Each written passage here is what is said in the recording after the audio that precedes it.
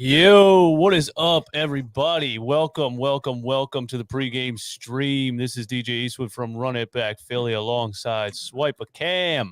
What up? What up? What up? Um, we are live on both channels right now, so we're gonna have some Sixers fans in the chat. We're gonna have some Denver Nuggets fans in the chat.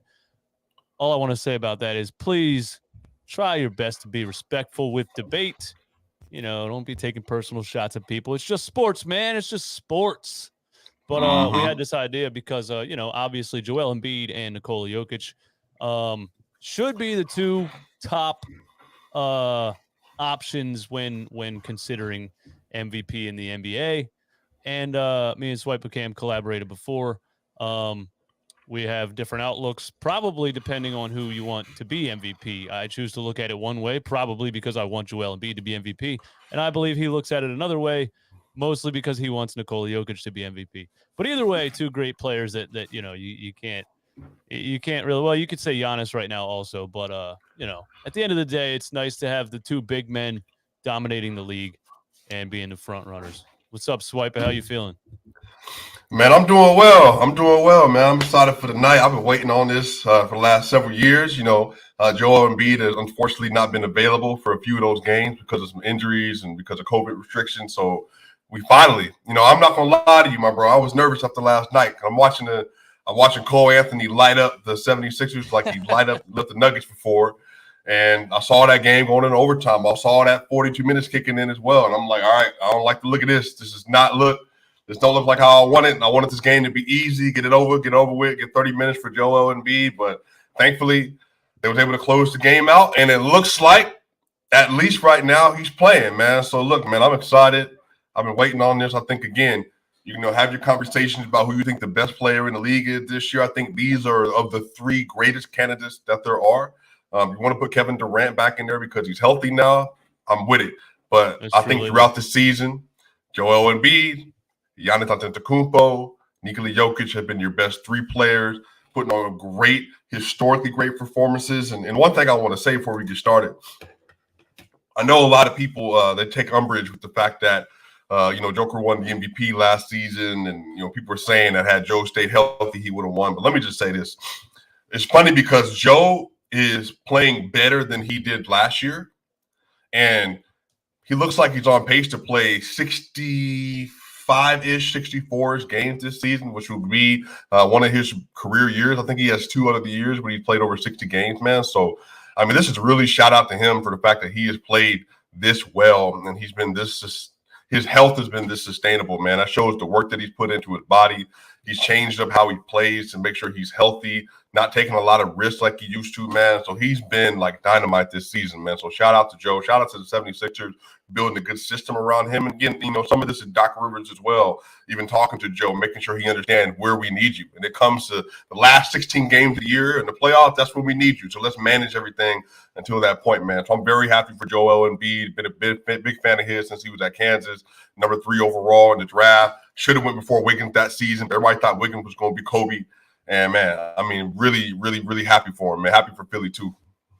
Yeah, us Sixers fans, we definitely think the only reason Embiid didn't win the MVP is because he wasn't as available as some other players. And that's always been his thing. So we're so happy this year that he's in the best shape he's ever been in. He's remained healthy aside from the little COVID thing. And maybe like a sore knee here and there, something like that. I don't remember exactly how many games he missed so far this season, but they're 37-17 with him on the floor. And that is my main, it's our main argument for Joel Embiid being the greatest player in the game, because when you take into account, the whole Ben Simmons saga, the playing without a number 2 the entire season, his number 2 really being a 21-year-old point guard who was still trying to learn how to be a facilitator and still trying to do things that, now with James Harden here, he doesn't have to try to do. But the way that Joel Embiid stepped up in the face of adversity and kind of wanted to stick it to Ben Simmons, honestly, and kind of wanted to stick it to everybody that thought without Ben, this team's going to fall apart, without Ben's amazing defense and whatever other, thing they wanted to stretch to make him sound like he was much more valuable than he was. Joel Embiid stepped up, and not just stepped up and had his Sixers at the 2nd seed in the East before the All-Star break, but set NBA records in the meantime with the streak of 38 and 12 games that hasn't been done since Wilt Chamberlain. Well, the 35 and 10 hasn't been done since Anthony Davis did it, but before that it was 1988. But 38 and 12 hadn't been done since Ben McAdoo in 1975 at 4 straight 38 and 12 games in a row. So again, 2 separate players, but Joel Embiid's just individual dominance has been unbelievable. No, look, I agree, man. I think one of the things that I'm most maybe impressed with Joe this season, I think he's obviously stepped up as a playmaker. You'd had to, for many reasons. They didn't have a primary playmaker. I know that sometimes, like when people talk about Tyrese Maxey, they make it sound like, I know he's 21, he's young, and this and that. Tyrese is a good player. Like he's a very good player. And again, that's one of the reasons that they didn't let him go on the trade. Obviously, I mean, since James Harden's been there, has looked legitimately like a pending 3rd star on that roster. He probably has the highest ceiling of anyone else on the roster outside of Harden and obviously outside of Joel Embiid. I think it's been great. I think the thing is he has had a good team around him relative to, again, if we're talking about Nikola Jokic, I don't really think I don't think it's fair, right? I think the fact that the Nuggets have constructed a roster based on the fact that they've lost Jamal Murray and they've lost Michael Porter Jr. And then on top of that, Jeff Green, Will Barton, Aaron Gordon being out of the lineup at different points in time. I mean, even the other day, man, he started Davon Reed and Austin Rivers next to him in the game they lost just recently. So wow. You don't even know who Davon Reed is, right? Like he's a 2-way player. You know what I mean? I didn't even know Austin Rivers was still in the league either. That's what I'm saying. So he has managed to make this makeshift roster not just like work, but when he's on the court, is literally like one of the 2 best teams in the NBA, offensively and defensively as well. So I think there's an argument for Joe. Obviously, I think it's an argument for him as a player, his impact on the court. Offensively, defensively, I think he's been great. Again, Joe hasn't been as good of a defender this year, but I think that's because he's had more offensive responsibility than he's ever had. I think, again, it's not fair to ask Joe to be an all-NBA caliber defender when he also has to be the primary option every play. Again, the fact that a center, and this is what's crazy to me, this is good and bad. The fact that you have a center who is basically then leading the NBA in usage percentage, it's outrageous. I mean, what was it, 37% usage percentage right now? I think he's tied with Luka Doncic right now. So that is just something that's not sustainable. But again, from a defensive impact standpoint, that's also prevented him from being as good because he doesn't have the energy to be able to do that on a nightly basis. But also, he's also their most important defender. And so one of the reasons is because, again, having him inside, just the thought of Joe being inside, it really deters a lot of people going into the basket and having easy look at the basket. But his rim percentage is funny enough. The field goal percentage that he allows at the rim is similar to what Nikola Jokic allows this season. So both of them have been really good on that end as well. I think the thing about Jokic that's misrepresented is the fact that he's not just been a good defender, but he's been a great defender this year. He's one of the top 10 bigs in pick and roll defense. He's one of the best and not allowing people to get inside the paint at all. And again, man, he's had a lot of crucial stops this year. He has 3 game-winning blocks. He has another block with under a minute left this season in order to send them into overtime. That Pelicans game where, he had the 40-point triple-double. Was it 40, whatever it was? It was like, well, no, I can't remember what the score was, 46-14 or 46-12 and 11, whatever it was. And he had 30 points in the 4th quarter in overtime. So I think, here's the thing, man. I think we have an honest conversation about this. I think Joel Embiid was leading the narrative conversation throughout the entire year. I think because he didn't win last year, he's healthy now. The Ben Simmons drama, everybody was saying, like, obviously his case is so strong because they wouldn't be where they are without him playing at an all-time level. Right. I do think in the last 2 weeks, though, that narrative has changed. And I don't think it's changed because Joel has not played as well. He has played very well. But I think people are becoming more abreast to the reality that Nikola Jokic is not just playing at a historically great level, literally one of the greatest seasons we've ever seen. But on top of that, he's carrying, again, Davon Reed and Austin Rivers to wins, 40 wins this season with that roster and the way it's constructed. Again, it's not a bad roster, but again, they're 2-5 without him. And again, like that winning percentage is much lower than what the 76ers are without him in the game. Again, it's just they just don't have the top end talent. I mean, again, if you gave them Tyrese Maxey, I think their record would be a little bit better. Again, I've been high on Tyrese Maxey since he was in college, and one of the reasons because he gave me a lot of Jamal Murray-esque feelings when he was coming out, and so I thought he was going to be pretty good. But obviously, he's been a lot better than early than I thought he would be. But if you gave him a Tyrese Maxey who has the ability to be at least a secondary or third tertiary playmaker, has the scoring capabilities, the penetration capabilities, and who can give you night in, night out consistent effort to be that option. Will Barton has been very inconsistent offensively this year. He's not averaging 15 points per game. He's the only player right now that's not having another 15 points per game score in the offense. Monte Morris has been great. I mean, I said it the other day. I think he might be a top 20, top 25 point guard since January 1st. That's how good he's been. I don't know if you watched any Nuggets games, but he has been brutal in the clutch. Three-pointers, floaters, all of it, bro. Like, he's been cooking people. Like, he's been amazing. But again, I think this also speaks to the fact that Nikola Jokic is the best floor raiser in the NBA right now. I think if you look at all the on-off data, all the plus-minus, it's been pretty clear that he's done the most to help his team be successful. But again, man, I don't think that takes away from Joel Embiid's case. I think there's different ways to have MVP conversations, my bro, than maybe tearing apart other people's arguments. I think they're both strong by themselves. I just happen to think that Nikola Jokic has probably the strongest case. And given the fact that, you know, the 76ers have 41 wins, he has 40 wins, and the Milwaukee Bucks with the other MVP candidate, the leading MVP candidate, also has about 41 wins as well. They all have the same win level. But again, one of them is doing with a much worse cast right now because of injuries.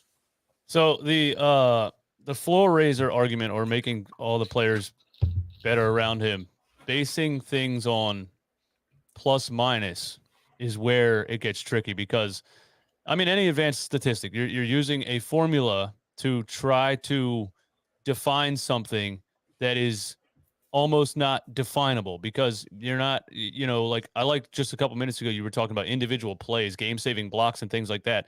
But a plus minus is really like your value.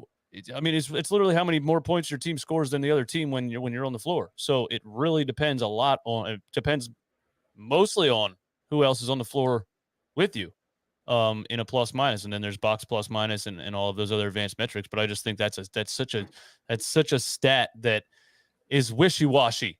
You know, I'm seeing a lot of advanced statistics that people can use to paint the picture that they want to paint, but there's other ways to argue against it. So, for instance, let's just go right to this, because this is the stat that at least Sixers fans hate hearing. And I personally, it's Raptor and VORP. Okay, so All right. VORP is value over replacement player. Now, correct me if I'm wrong, and I'm totally fine with being wrong. We're talking about how much better a player is compared to the worst player on the bench. Essentially, league average. Yeah, so like almost like your average player, your league average player, and this is how much more value that player offers in terms of win impact than that player. Okay, so like, you know, somebody could say, well, that's irrelevant, because why are we comparing that? You know, why are we comparing this player to a league average player? What's the point? Unless you wanted to get a big number that looks good. Yeah, so I think when you're looking at it, I think if you want to do a better estimation, I don't really use VORP a lot. I think that if you look at win shares per 48, you know what it is. Again, I know 76ers fans do not like analytics. I'm in data and spreadsheets and all of that other stuff. And I know people call me calculator boy in Philly circles. They said you're going to come with a spreadsheet. That's what they said. Yeah, exactly, bro. I think the thing about win shares for 48, what it does is just measures your on-court impact and how much you're contributing to win. So if you look in NBA history, some of the greatest seasons of all time are all at .300 and above. Really .290 and above, but .300 and above especially. That's right where Jokic's been the last two seasons. And you're talking about your Magic Johnsons, you're talking about your Michael Jordans and your LeBron James, and even Giannis at different points in time. Then you're also talking about like Larry, like you're talking about like great players, like the Pantheon greats. This is how they impact their team from their per 48, their win share and all that. So I think my issue is maybe not my issue, but my challenge to people is I know people don't like advanced analytics, but I've also used advanced analytics to talk about Joel Embiid, because all it does, it puts in context what a player is doing on a nightly basis. And if you look at Joe's impact, dude, he has a PER, I think, of 31.3 right now, who's only being top. That was what Jokic had last year. He's having an all-time season per the box plus minuses and stuff as well. So it's like, even when we talk about like, Nikola Jokic and talk about Joel Embiid, well, Joel's having literally one of the best big man seasons ever. So analytics helps to paint the picture and tell the story of how.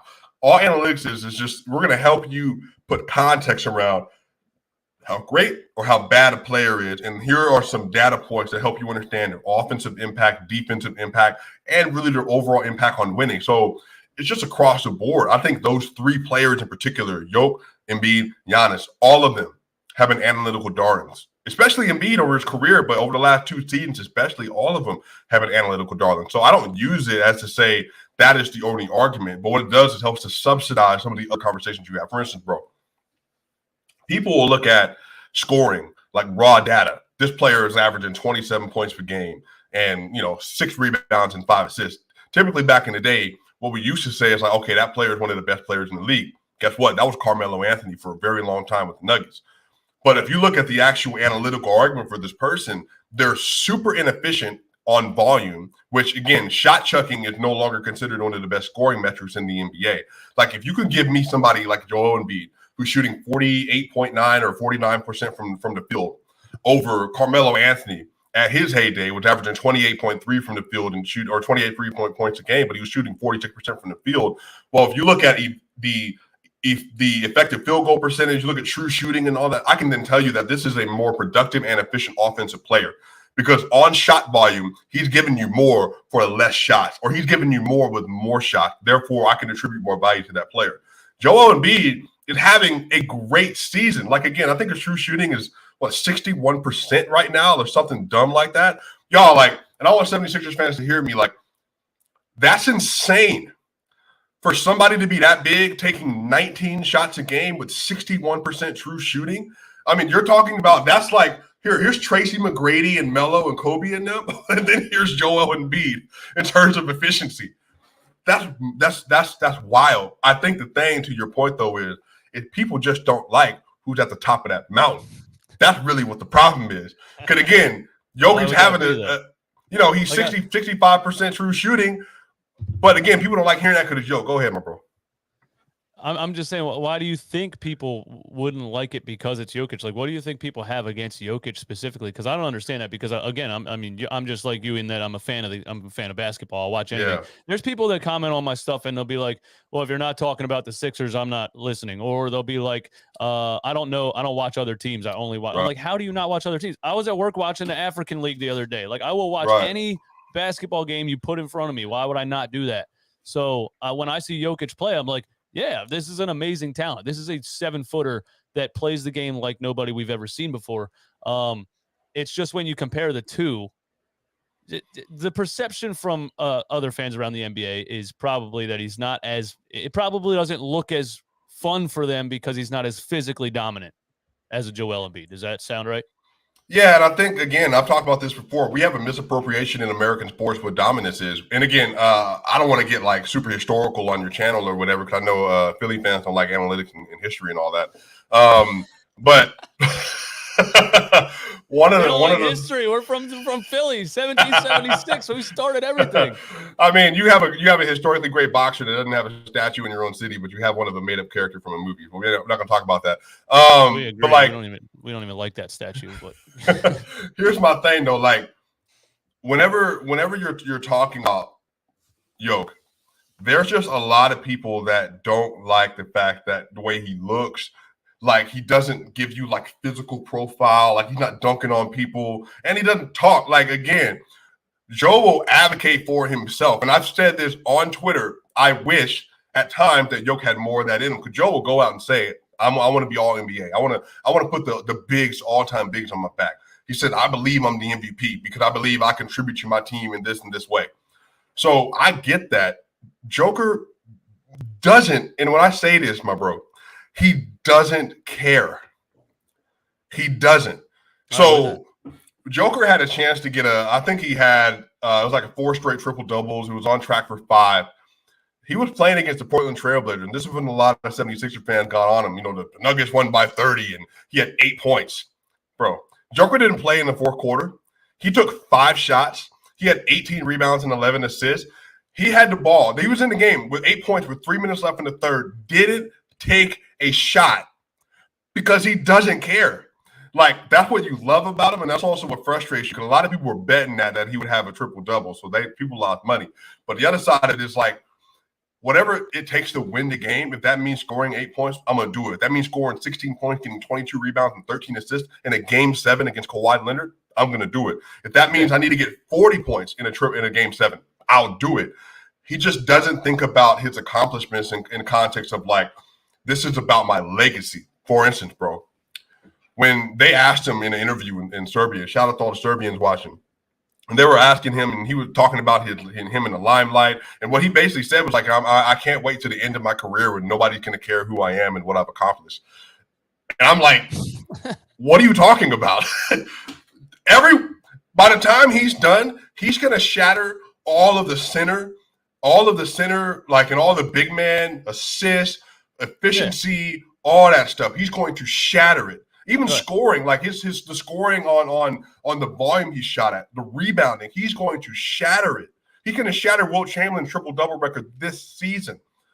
Like, he legit can finish as a top 20 player all time, but in his mind, he doesn't think he's that big of a deal. So that's what I mean, bro. Like, one of the reason people don't like him is he doesn't talk about himself, and then his game is not the same kind of flashy as Joe, where Joe literally will bang on you. Joe will talk to you. Joe, I remember that windmill he had in the playoff, bro, when he ran down the court and did the airplane and all that stuff. That's just not Joker.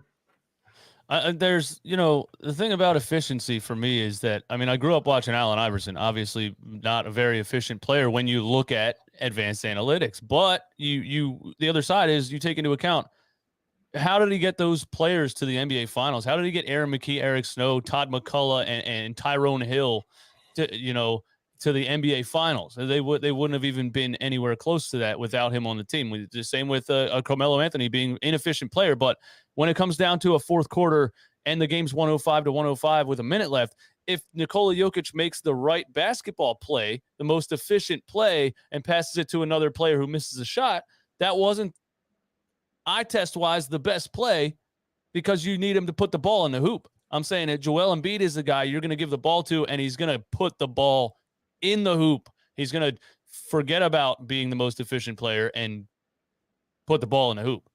Well, I think that's the misnomer, though. I don't think that he cares about being efficient. His game, play style is just efficient. And then on top of that, well, I think the argument is, if we're saying Joe is this tight, well, Joker led the NBA in game winners from 2018 to 2020. He had a game 7 playoff winner, like the end of the game to end the series against Rudy Gobert in game 7. You know what I mean? Where he had like 34 and 9 and 6 or whatever else it was. So he's an all-time like playoff raiser, and he's also an all-time clutch playoff raiser. Like what he did against Dame Lillard last year in game 5 in the first round, he had 55 and 10. Well, the reason he lost because Joker closed it out with basically a 38-point triple-double and literally was picking their defense apart. So again, I think it's just like, what do you Dame need sent me into to like do? 2 overtimes, right? Yeah, it went to 2 overtime. Look, that game was crazy. That was one of the greatest individual performances from Dame Lillard I've ever seen in my life. He had 55 and 10, my bro, and like 10 3-pointers, and it didn't matter who was on him or who was on the court. It was insane. So I think, again, it's a lot of this is misnomers. Like, Jokic has been a great defender this year. He's probably been their best defender consistently all season, even over Aaron Gordon. He's been their best offensive player. He's leading the Nuggets in points, rebounds, assists, steals, blocks, and field goal percentage. There's never been another player in NBA history to lead the team in all 6 categories. So that's what I'm saying. Like, so what's stat? I don't mean to cut you off. What stats are we going by to say that he's been a great defender? Because I'm not saying he's not. I'm just curious. Well, I mean, you can, again, if you want to go analytics, you can go analytics. You want to look at just his pick and roll defense. You can look at second spectrum and all that. Like, he's been a top 10 pick and roll defender. I think he's one of the best in the NBA and among bigs and deflections and steal rates and all that stuff as well. So there's a lot of stuff you can point at. Rim percentage when he's guarding people at the rim. I mean, all that's improved. Like, it's way better than it was last year. Yeah. So again, I just don't think there's a lot of metrics, and you can look at ESPN Real Plus, defensive plus minus, but I don't look at ESPN stuff for anything because they're trash. So they don't have good metrics across the board. So honestly, I think there's a lot. So like I found an article that last year, basically there was 3 different stats that tried to measure defense. I mean, defense is so hard to measure; it's just impossible to measure. Like even when you talk about an opponent's field goal percentage at the rim, like I watch games where Joel Embiid clearly takes the first half off. He's load managing himself during the game to make sure that he has enough energy to close out the game in the fourth quarter. We watch it all the time, and we yell and scream about it. Sixers fans, we're like, what the hell is he doing? He's just letting people do layups. So that affects his overall defense, his overall percentage at the rim and things like that. So it's just a stat that's measuring the entire game when really there's like certain intangibles during the game that could be the reason for such things. And then when you talk about plus minus, obviously better players on the floor scoring more points. You could play an amazing game, an amazingly efficient game and everything, and have not a great plus minus because everybody on the floor was trash and the other team was scoring, more points than you. I mean, straight up. I have a question for you. Go ahead. So for you, if we're not like going to take, plus minus and wholesale, for you, if Joel Embiid, even missing Ben Simmons, has a lower plus minus on the season than Jokic does, and then Jokic has been playing for Embiid already with a worse roster than Joel Embiid, why do you think, in terms of how you contextualize it, that Joker would really have a higher roster, though? I just think.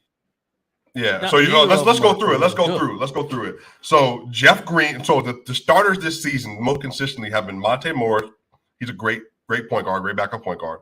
Will Barton has been very inconsistent this season, and then you also then would put Aaron Gordon, who's been a good, tweener, 3-4 player, and then Jeff Green, who we signed at a 2-year $5 million or 2-year $10 million deal, averaging $5 a year, who was 34 and was coming off our bench until Michael Porter Jr. went down. So if that starting five, would you say that starting five is better than what Joel Embiid has had as a starting five throughout the season? Besides before James Harden got there. It depends because, I think it's the same. I don't watch the Nuggets intently, but I also feel like people don't watch this. Well, I know people don't watch the Sixers intently like we do, and even the name Tyrese Maxey, people will be like, "Oh, really? You're going to downplay Tyrese Maxey?" He hasn't been a facilitating point guard, and he's been trying to learn the whole season. And he's had games where he puts up 25, and then he's had games where he totally disappears. In the last 2 games, he's totally disappeared. So he's not been a player you can actually rely on, and Tobias Harris has been absolutely dreadful most of this season, aside from the last couple of games. And that's a max contract player that's supposed to be whatever he was supposed to be when we paid him, but that's an overpaid 4th option. The rest of the supporting cast on this team, I mean, we're talking about Furkan Korkmaz was the first guy coming off the bench for a long time, or was in the starting lineup. Danny Green is 35 years old and giving absolutely almost nothing to the game at this point. I mean, who else really? Shake Milton. George Niang has been an amazing signing coming off the bench, but is that really a player you can rely on? So, I'm just saying, if we go through starting five, though, so Tobias Harris, as bad as he's been, is averaging 18-7 and 3.5 on 56% true shooting, and he's shooting 40 to 50% from the field or from home. This helps my argument. This exactly helps my argument, because when you look at advanced statistics like that, it looks like, well, how can you complain about that's not great. Numbers? But 56% true shooting is okay. I mean, but Luka's shooting 55, and that's a bad season. But he's shooting 55 on higher volume than Tobias is, which is why he fell out of the MVP race, and he's still not in it. But I'm saying on the year, though, he's shooting 48, 35, and 86. And so what I'm telling you is that 18-7 and 3 or 7 and 4, 18-7 and 4 on 48, 35, and 80 and 86. The Nuggets don't have another player that's even meeting those benchmarks outside of Jokic. I think even today, he's not played well. And again, I think in context, if his contract was Will Barton's, and he's making $16 to $15 million a year, right? It makes more sense. But I can't say that doesn't change the situation. That's what he's averaging. And so if you compare that again to say that their second best offensive player for the Nuggets is Will Barton, and Will Barton is way less efficient. He's shooting a worse percentage in some places. He's also been way more hurt throughout the year on and off. And then on top of that, so that's what I'm saying. Even if we're saying that Tobias hasn't been great, he's still been better than offensively other Nuggets starter. Even with that. So I think that's what we mean. It's like Tobias hasn't been great, but he's been better than any other Nugget consistently. Fair enough. The Nuggets are the 6th seed currently, right? Yeah, the West is loaded, bro. The West is loaded. I mean, they got 40 wins. I mean, they would be you know what I mean? They got 40 wins. The 76ers have 41 wins, and they're in the 6th, and one is in the 3rd seed. So that's the way it works. That's right, but I mean, if he's going to be the best floor raiser in the NBA, you would think. Wait, we just agreed he had one terrible. He has a not on par roster. So like, but wouldn't he be elevating that roster more than he has if he's the greatest floor raiser? What do you of mean? All time? So if he wasn't on that roster, exactly what I mean. Go ahead. Here's exactly what I mean. Joel Embiid's air quotes rookie season, he played only 3 months, and in the month of January with T.J. McConnell, Robert Covington, Dario Saric, and a bunch of other nobodies, he was 12-5 in his first NBA season by himself. What I'm saying is, you can put Joel Embiid basically on the floor with anybody, and you're going to be competitive because he's that dominant offensively and defensively. Are we counting playoffs too? Well, his injuries always have something to do with that. So you could take that's again with. Well, I'm not even slandering him. I'm saying like that adds to it. That has to be part of that conversation as well, does it not? Well, he's also been playing with a 6'10" point guard that won't shoot for his whole career. Well, I'm saying I keep seeing 76ers fans bring this up. I get it. Like, Ben is not a great offensive player, but he still is one of the best perimeter defenders in the league. He was your best passer. He wasn't like a great Chris Paul level playmaker, but he also wasn't like a bad playmaker either. His game didn't fit with Joe, and that was we had this conversation in 2016. So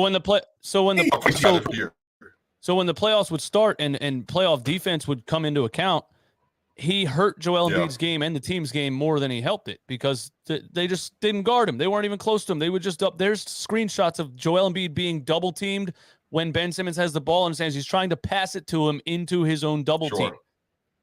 So he hurt his game a lot more. So when we talk playoff stats, all I want to know is what he looks like without. Well, I'm sure, but that's still better than. But again, I think this is not an anti-Joel Embiid conversation. You asked me about Jokic and floor raising. So again, floor raising is getting by the first round of the playoffs with Facundo Campazzo and Austin Rivers starting as your main backcourt and winning in 6 games. So floor raiser is taking that team out Jamal Murray and going 13-5 the last 18 games of the year. Floor raising is saying, here, the Nuggets don't have another player averaging 15 points a game, yet they're still, what are they, 40 and 28 right now or whatever else it is.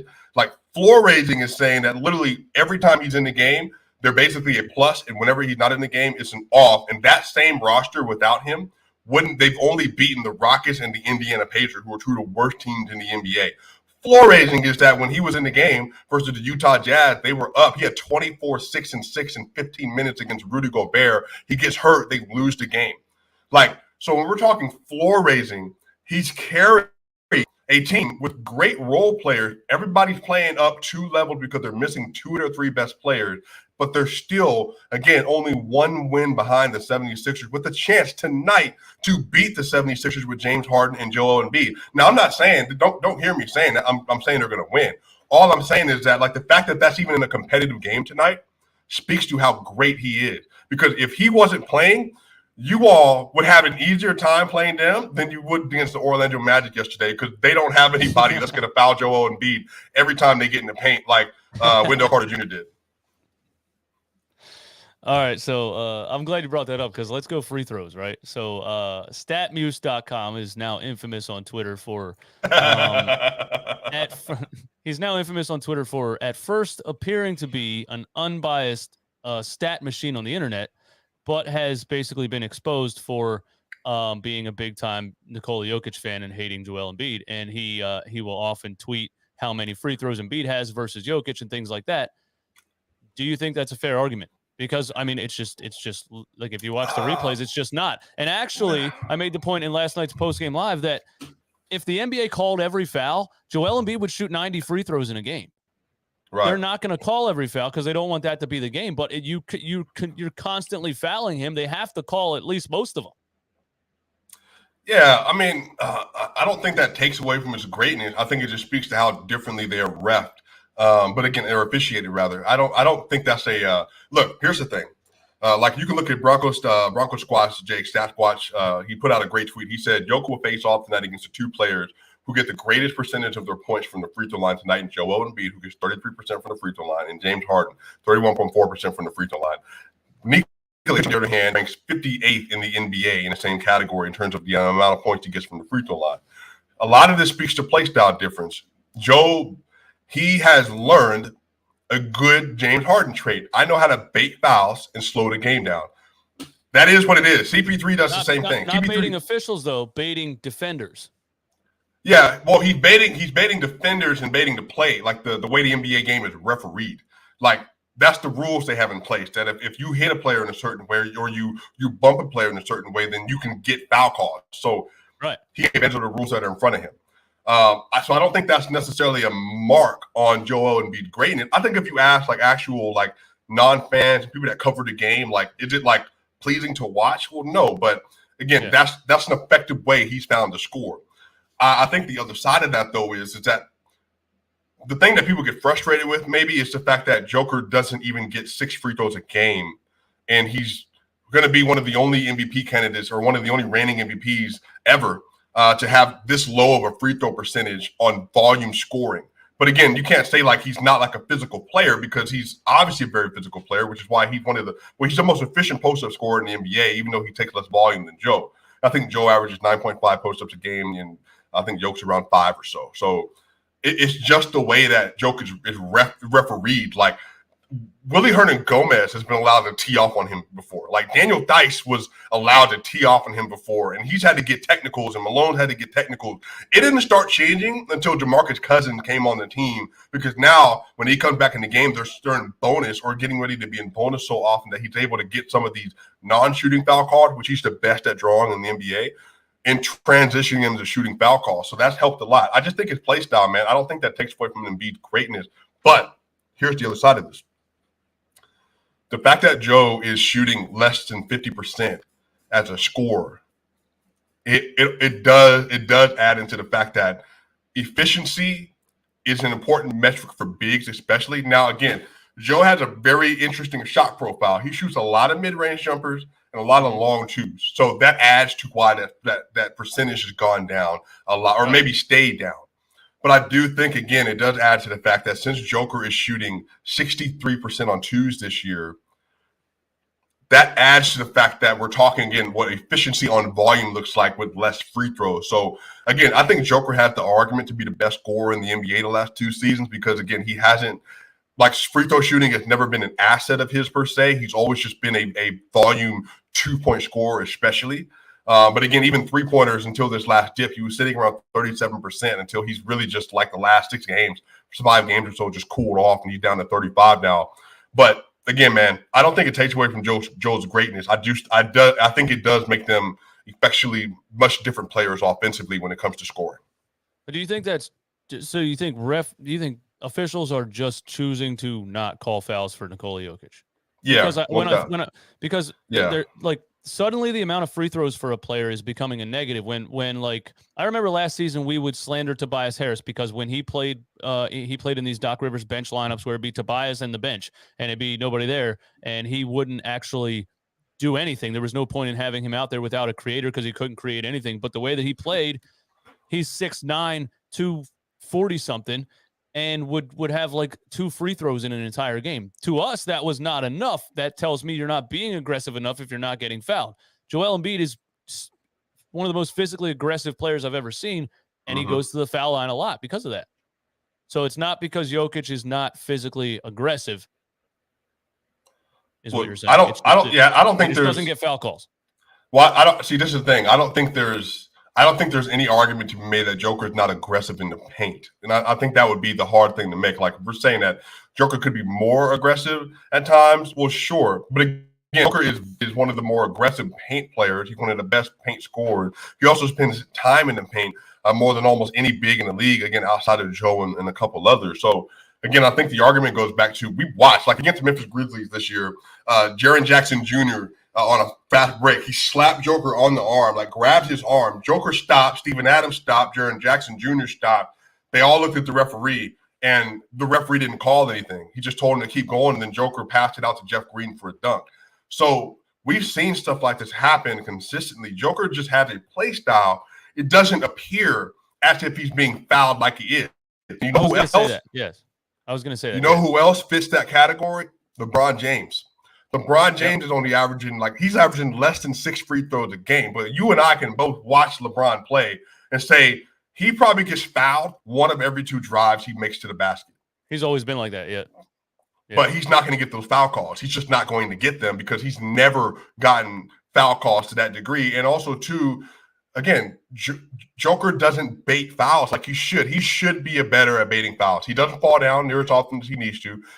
Prime example, Anthony Davis. Anthony Davis won every 3 possessions, and I know y'all know this because y'all just played him when he had his best game since coming back. Anthony Davis falls whenever he needs to. Joker doesn't do that. He doesn't feel the need. Like if it's a foul call, he's a smart player though. Even if you don't think you need to, you want to give your team the best advantage. Yeah, I just think Joker's mindset though is I can just score these 2 points and not do anything, and I'm just going to berate you down the court for I'm going to scream at you and say what I need to say in Serbian. I'm going to keep it moving. He just doesn't view basketball that way, unfortunately. All right, let's get to this because I want to say this. I know one of your favorite stats to use is Raptor. Okay. You could count on one hand the times I've actually referenced Raptor. Jokic. Well, it had like 10,000 retweets on Twitter. That's why I'm saying it's your favorite. It's what you're known for in the Sixers universe. It's literally what. Wait, which one? You talking about the one where I made the list? I don't remember. I just know that.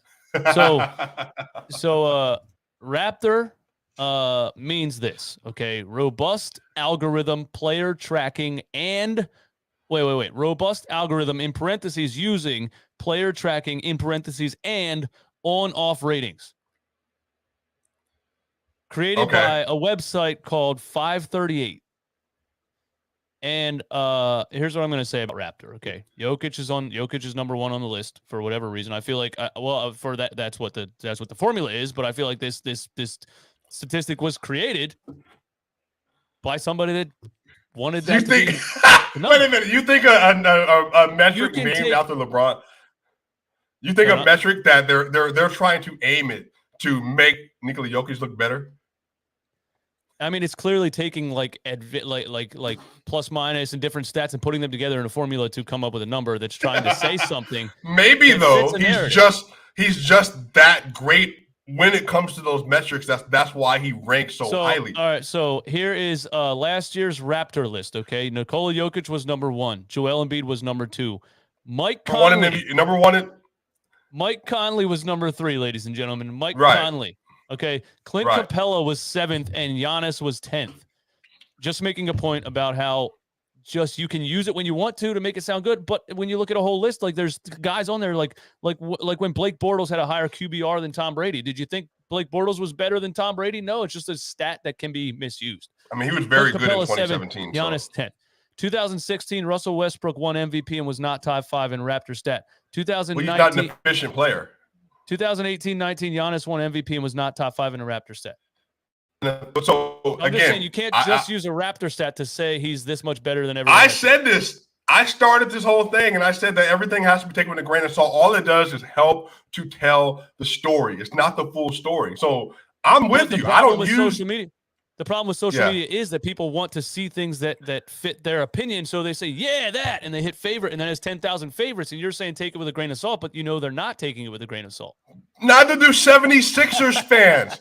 That's what I don't understand. Like we're acting as if there's one fan base that's more toxic or has a more larger narrative to build or they're more biased than another. Like, let me not say toxic, but has more of a narrative to try to build or whatever, or bias. Like, have you listened to 76ers fans? Look, I have made several posts having nothing to do with the Philadelphia 76ers, and 76ers fans will come crawling to the comment section just to say something about Joe or something about Joker or whatever. I'm like, and I have praised Joel Embiid multiple times. Do you think that gets a bunch of retweets and engagements and like?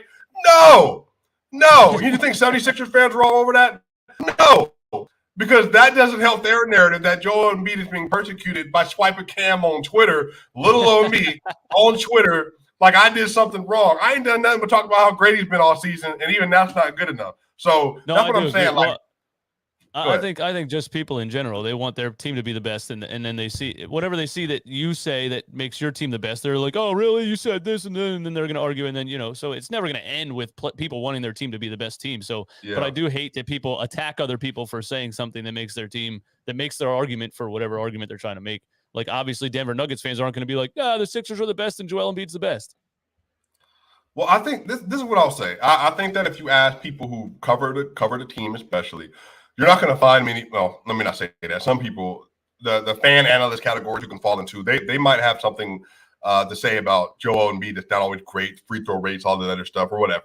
But I think if you're asking like honest NBA fans, and again, I think I'm from Denver. That's my city. Like, I believe in that team. I've been watching them since. Here's the thing, and I'm tired of 76ers fans complaining, because y'all be complaining all the time. Like, oh, Joker this, Joker that. The fact that there are people that are in my DM, or not in my DM, my comment section saying, oh, well, Joker has the narrative and Joker is a more popular player. They're trying not to give it to Joel Embiid because they don't like him. What are you talking about? Nick Wright, very loud personality, said he's the worst MVP in 35 years. He's not a top 5 player in the NBA. There were 5 people in the straw poll on the new straw poll that came out like 2 weeks ago, that said he's not even a top 5 MVP candidate. What are we talking about? There is no narrative for Joker. If anything, it's Philly, because y'all have the 3rd largest market in the NBA behind LA and New York, maybe. I don't know if there's another team in there, but like, y'all have this gigantic market. You got the Daryl Dawkins and the Moses Malones and the Dr. J's and the Allen Iversons and even Andre Iguodala when he was in the dunk contest and all that stuff. Okay, outside of Carmelo Anthony, name another great Nuggets player. Name a Nuggets player that's inside of the top 75 right now. You can't. You cannot. None of them. So that's what I'm saying, bro. Like, we're not even having the same discussion, man. Y'all complaining about y'all having 6 other great MVP level player, and we've had 1. And they're still not good enough. All right, so let's get to we only got like 13 minutes before ESPN probably pregame, and then waste a bunch of time before the tip-off actually starts. But so the Sixers, I don't know if you've been paying attention to the Sixers at all recently. So they've played 2 games now, and they were absolutely horrendous in both games. They barely escaped the Orlando Magic in overtime yesterday. And like the James Harden honeymoon, the first 4 games that he played was amazing. But then the Nets stomped us by 30, which would have been 50 if they kept their players in.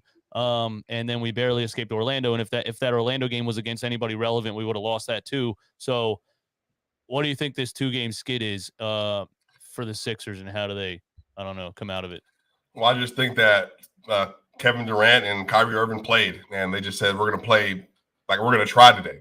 And the 76ers have no answer for Kevin Durant. I don't know. No one in the NBA does, obviously, but I just think they came out with a mission, man, and they were protecting Ben Simmons. They hear all the stuff that Philly fans are saying, F Ben Simmons inside the stadium, and they want to prove a point, man. Like, we understand that, like, it didn't work out for y'all, but y'all not going to disrespect this man. Matter of fact, hold this 30 ball. And that's how they played. And Kevin Durant talked about it after the game. Y'all ain't got nothing to cheer about. Y'all was loud in the first quarter. Y'all ain't got nothing to say now. And I think that's the thing, man. You're going to talk. Y'all going to say all that stuff, then be ready for the other side of it. Right. The funny thing about the real thing about Philly fans is, like, we love to talk when our team is playing good, but we don't do it irrationally. And I know a lot of people think that we do, but we came into that arena to boo Ben Simmons. In the middle of the 3rd quarter, we were booing the Sixers. Like, that's how it goes. You know what I mean? Like, now you embarrassed us. We showed up to boo this guy. Now we're booing our own team now because we're pissed off that we came here and did this. So Philly obviously has no problem, like, telling our own players they suck. But the thing about the Kevin Durant stuff is, and the Nets fans, nobody realizes yet how much Ben Simmons hurts your offense. They have no idea yet. They have no idea yet. The only thing he can do is play basketball in transition and play defense. Once the playoffs start and there's little to no transition and it's a half-court game, he can't do anything, especially without the ball in his hands. And now he's playing with 2 players that have the ball the whole game. I don't even know what he's going to do on offense. I mean, I can see him being. And that people like to take advanced metrics to argue with me and say he's actually one of the best players in the game because this advanced metric and creating points and all this stuff about him. Yeah, I mean, you had the ball in the hand your whole game and didn't shoot it. Of course, you're going to lead the league in 3-pointers assisted. But go ahead. Sorry. No, yeah, I agree. I do think he can find a role in the dunker spot and in the pick and roll game with them. I think that having him and Kevin Durant running the pick and roll and him going downhill and then Durant picking and popping or rolling into the midi, I mean, that's going to be dangerous. But here's the thing. The thing with Ben Simmons is he's never played with isolation players of this caliber before. So even if we say, like, Ben had to stand somewhere, all right, well, you're standing while Kevin Durant's operating from the mid-range or from the 3-point line. you're standing with Kyrie Irving, who's going to work, and then you have Bruce Brown and you have Kyrie and Katie on the court and Seth Curry on the court at the same time. So even if he's going to be, an offensive liability in spots, it doesn't matter. He's going to be surrounded by so much shooting.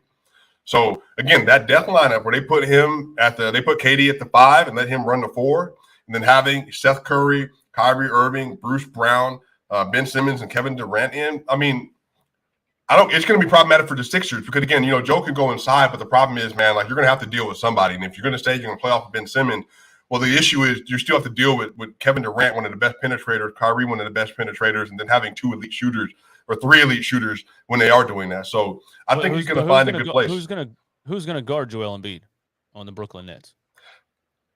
That's the question better. Who in the NBA is guarding Joel Embiid besides Al Horford? Right. So, I mean, that game, before it was a 30-point blowout, Andre Drummond had 3 fouls halfway through the second quarter. He was going to foul him out. He's gone. Ben Simmons can't guard Joel Embiid. I can't wait for that to happen. Like, that's going to be one of my favorite things ever. But we could talk about this for a while. That's why I said a half hour wasn't long enough. We could keep going and going and going. But I want to get you on the Denver Nuggets for a second before the pregame show is over. What do you think about the Denver Nuggets right now? When are they going to get Jamal Murray back? What's up with Michael Porter Jr.? Is he coming back too? Yeah, Michael Porter is definitely coming back. He should be back hopefully in the next week or so. Hopefully, Murray, we keep getting this 50-50 timetable. If he does come back, it's going to be like later March. So we might not get him back till right before the playoffs start. If he does come back, it just looks like he's just taking his time, making sure he's feeling comfortable and all that, which, it can be expected in the NBA and how they deal with ACL surgeries. Then Michael Porter Jr., man, I think he is coming back. They're probably both going to go down to the Grand Rapids Gold, which is our G League team, hopefully here soon. Bringing MPJ back, man, would be life-changing. We don't have a scorer like that on the team outside of Joker. So bringing back somebody who can give 19 plus and 7 rebounds, fully healed, and a 44% three-point shooting percentage and a 54% field goal percentage, who's a cutter, he's a slasher, he is a three-point spot up, he can transition, great transition player, he's the best weak side defender they have on the team as well in rotations. That's going to make so much difference for when they actually do need him come playoff time, and especially if they got to play Memphis or Warriors in the first round. So I do remember when he was on the draft board and everybody passed on him because he had the back injury in high school and then he missed pretty much his whole college season with the same thing. Is that the same thing he has right now? And are you concerned that that's going to continue for the rest of his career? Yeah, he had a pinched nerve in his back, so that's what the surgery was. It was to relieve that tension and pain. He feels 100% now, apparently. The doctor that we heard from basically said that, he's going to have something similar to T-Mac when he's in his middle 30s or so. Like, he's probably not going to be able to play past 35, 34, something like that because of where his back is. But, that's all right. He's only 23 years old. That means he should have 10 years in him to be able to play and maximize his ability. Again, what happened was it was such a freak thing. He having surgery, and he had another ailment because of all that with having the pinched nerve, and then that got relieved, man. So it shouldn't be something that's going to be staying with him his entire career, but it's just something that you'll have to be aware of. There can be a time where he's going to be down another few months or whatever else it's been. He's been down since the middle of November all the way now to April. So we've gone 4.5 months, really the whole season without him. Yeah, I just want to say I personally would love to see the Nuggets come out of the West in the next, whether it's this year they get their team back together or next season or whatever. Last year they were my favorite in the West. I would just love to see it happen. It's a good story. They've, like you said, name a player in the past how many years, you know what I mean? They've never really been talked about. So it's a good story, and it's nice to have a team like that can, maybe break the mainstream, whatever, Lakers here, whatever else. It'd be cool to see the Nuggets get there. So I hope they get healthy and remain healthy and come out of the West at some point. What's your prediction for tonight? My prediction for tonight is, the Sixers looked so bad the last 2 games. It's scaring me because I think part of why they looked so bad the last 2 games is teams just started blitzing the pick and roll, double teams coming around the screen almost at half court and making Harden get rid of the ball really fast, like they used to do in Houston with him back in the day. And then you're relying on, Tyrese Maxey to be a creator when really he's just a line drive guy to the basket, or you're relying on whoever else. I don't know. they've made it very frustrating for James Harden, and he looks slow and tired the past 2 games. And Joel Embiid looked slow and tired also. He still put up 35 last night, but it was another 36. one of those games where 36. On 9 of 28 shooting and 15 of 17 from the free throw line. It was great. It was great. I mean, again, what can you do? You have to foul. Yeah, that's what I mean. And like, he wasn't getting all the calls. Like, they were letting stuff go. They were playing full contact. They were letting stuff go. There was clear hacks on the arms every single possession, and they're just not going to call all of them. So really, it's like you're going to benefit if you foul them every play because they're not going to call it every single possession. Anyway, I don't want to get back into the free throw conversation. We could talk about that forever. ESPN broadcast is in 4 minutes, but we got a bunch of super chats here from my people and from your people also. So let's try to cruise through these real quick before we hop off here. Gambo, thanks for the support. I'm just here for the irrelevant advanced stats. It's your boy. Thanks for the support. Sixers fan in the chat already hating on Jokic. They cry about stats because they can't deny that Jokic is tied with Joel for the best center in the NBA. I respect that. It's your boy. You know what, man? There's a level-headed Sixers fan right there, man. You got to shout him out, bro. Like he's right. It's just anybody's mad that they're mad at. People hate Jokic because people want to say he's better than Joel Embiid. Like that, you don't have to hate a player. You can just watch him play and be like, "Wow, he's great. Wow, he's amazing." So I think we're both like that. Brett Brown would love Cam, advanced analytics guru. Brett Brown. Jan, I'd rather listen to the Nets call in. What does that mean? Well, you don't want to listen. They don't like what I'm saying. Exactly, but he's not listening to the fact that you actually know what you're talking about when it comes to you know way more about the rest of the NBA than I do. Way more. You know more about the Sixers than I know about the Denver Nuggets. Like, you study the game, and then when we start talking about football, you were naming the Eagles offensive lineman and defensive lineman. Like, you know a lot about sports, a shit ton about sports. So anybody that says something like that is just, I don't know what you're talking about. I want Cam to do my taxes. Hey man, people are paying money to throw you shade. So yeah, that's facts. Gambo again. Gambo hates you, man. This guy spent $20 right here. I hope he follows me on Twitter with all that energy. He just dropped $20 to say this. Jokic looks like he needs a nap at all times. All right, well, thank you for the super chat there. There's more. There's a lot more down here. I don't want to miss any of them. I always feel bad when I miss some of them. We were just talking for an hour and not really reading the chat. So I apologize to anybody that dropped some and we missed. Thank you for the support. As always, support content creators, man. Stop watching FS1, ESPN, and all this garbage. Written narratives, people reading off a teleprompter, saying what they're supposed to say. Taz Journey, to be fair, y'all had Allen Iverson too. I forgot what we were talking about. That's true. Yeah, we traded for him in like 2006. I forgot about that, man. I forgot about it. Ben Simmons back. Still talking about me. I'm engaged to get married now. I couldn't get the ring on, so she had to do it. Here's some cash money for the man who don't need no intro. Yo, thanks for the support, Ben Simmons. I hate you. Yeah, we'll both give a prediction here. I'm going to predict that